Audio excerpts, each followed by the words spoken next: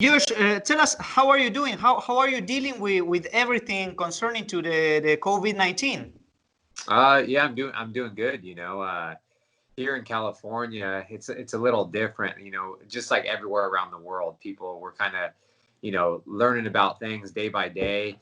But our governor here today, there's some new news saying that LA County, like Southern California, is going to be locked down until possibly August. So I'm like, I just read that this morning. So I was like, oh man, hopefully, typically it goes LA and then San Francisco, which is like, 90 minutes from us. I live in Sacramento. It's the capital of California.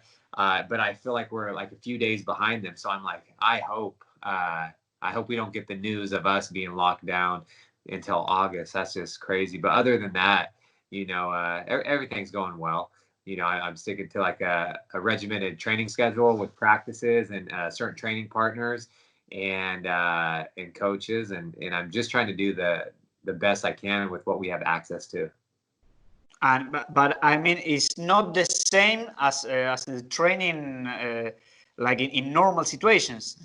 No, not at all. Like it's and I think that's like speaking on behalf of most fighters, because gyms are closed down. I'm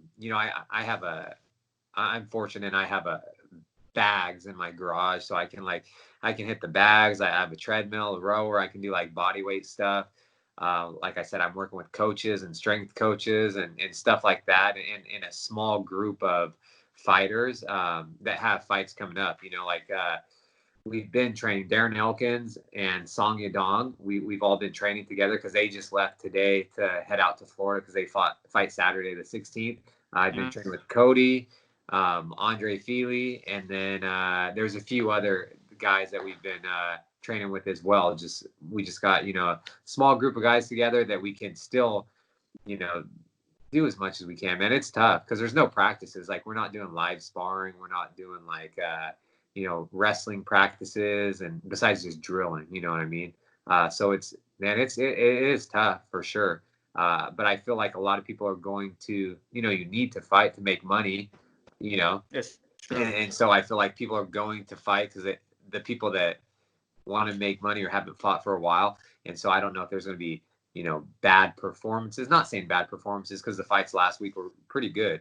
But you never know. It's just different. But yeah, you just got to do what you can. And I was a rumor about you facing Edson Barbosa.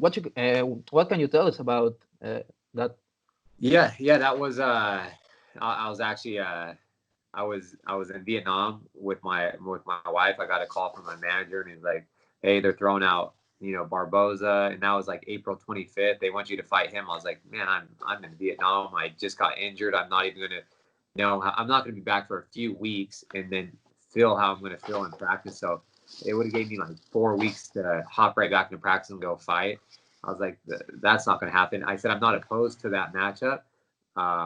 But the soonest I want to fight is mid-May to possibly June or July.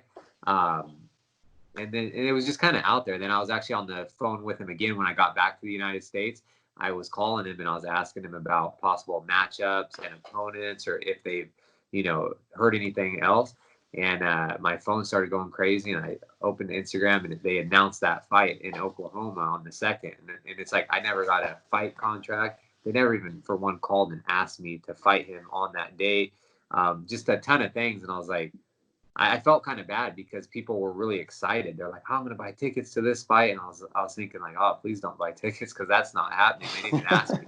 I didn't even have a bout agreement, but I didn't want to say anything, because they were, I think they were negotiating contracts. I have one fight left on my contract. So if it makes sense, then of course I've never said no to a fight. I'll fight whoever, but even that, he's a great fighter, one of the best lightweights. He's come down to featherweight.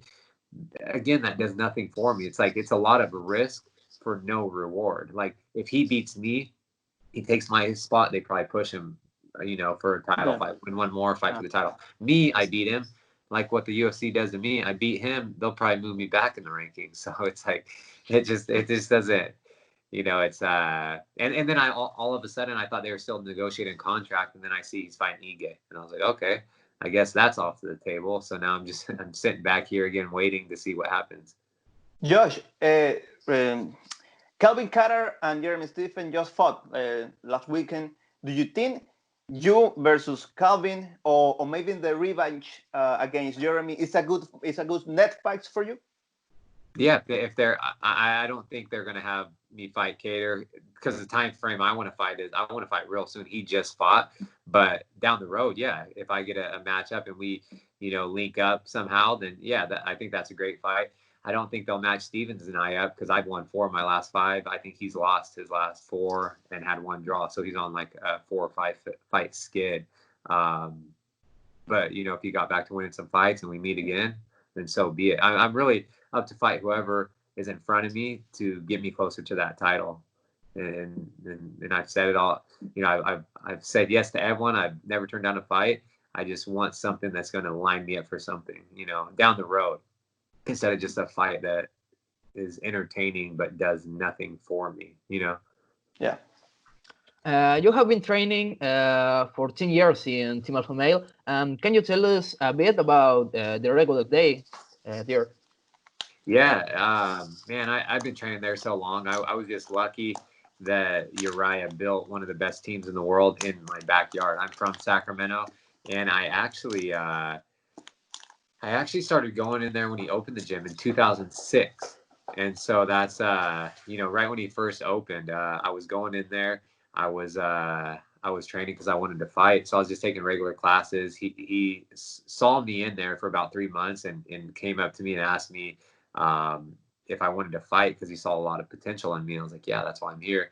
And then he invited me to the pro practices. I was training with the pros for a while, but then I ended up getting a wrestling scholarship. So I went down and finished school, got my degree, wrestled to get better at wrestling, which would transfer to the fight game. And I graduated in 2010, came back to Sacramento and kind of picked up where I left off. But it's awesome, man. We have a great atmosphere. Everyone kind of helps each other. There's no egos. Everyone's in there year round. It's, and a lot of people, it's like they either love Team Alpha Male or hate us. And, but everyone's just really good people, and I don't know, it is awesome. And I haven't been to a lot of other gyms to cross train, but from what I've heard from other people that have came from different teams and other coaches, they say that Team Alpha Male is just kind of one of a kind, because we have so much structure and we have so much everything's mapped out. We have our wrestling classes, our jiu-jitsu, we have our kickboxing, our boxing, our MMA sparring, like literally everything under one roof. And it's like 2 to 3 practices a day. And then also Uriah just created his new Ultimate Fitness, and it has, we have everything. It's a one-stop shop. We don't have to go anywhere. We have physical therapy inside the gym. We have cryo, we have sauna, we have yoga rooms. We literally have everything. It's pretty amazing. And they're actually expanding during this right now. They're cutting a big hole in the wall and they're expanding this other part of the facility. It's already a 20,000 square foot facility that's 2 stories, and now they're going to open up another like 15,000 square feet. So it's crazy. It's huge. And Josh, I imagine that in 10 years you have many histories to tell, and I want to ask you, which is the craziest thing that happened you in Alpha Male in these 10 years? Something that I don't know, that have blown your mind. You said, oh man, I can't believe this. I don't know. It's kind of just, it's like an ordinary thing. But one of the things that's kind of funny is at Uriah's old gym, before he opened this one a few years ago, they used to have fights in the parking lot. Like we'd have a cage out there, but this is where people would come and pay, obviously. So they'd have a cage, they put it in the parking lot, but then they started doing fights inside the gym. So we would fight in the boxing ring that we train in. Okay. So this was actually my first pro fight. They take all the equipment out, they put chairs around, and there's probably, man, they packed it. There must have been 300-400 people in the gym just sitting there watching these fights. And in Andre Fili, it was like his 3rd or maybe his 4th or 5th pro fight. It was my first pro fight. So I fought. And then, of course, when you have all your friends and family there and you're fighting an opponent and they have all their friends and family, it can kind of get tense in the crowd. When Andre fought, he ended up beating the guy. The guy's friends and family were talking trash, his friends talking trash, and then a huge just fight broke out in the gym, in the crowd, people throwing chairs. Andre jumped out of the ring and was running, going, like all of us were going over to the, it was kind of that's one of the things that just kind of sticks out. It was pretty entertaining and pretty nuts at the same time. But yeah, there's been a lot of just people just goofing around though, and like practices and things like that, but nothing too crazy, I guess you could say. Like we the new gym's by a light rail, so we get a lot of characters with some homeless and people on drugs that are kind of like trying to walk in and doing some stuff in the parking lot where the cops come. But other than that, there's not, besides just people messing around and joking quite a bit, you know.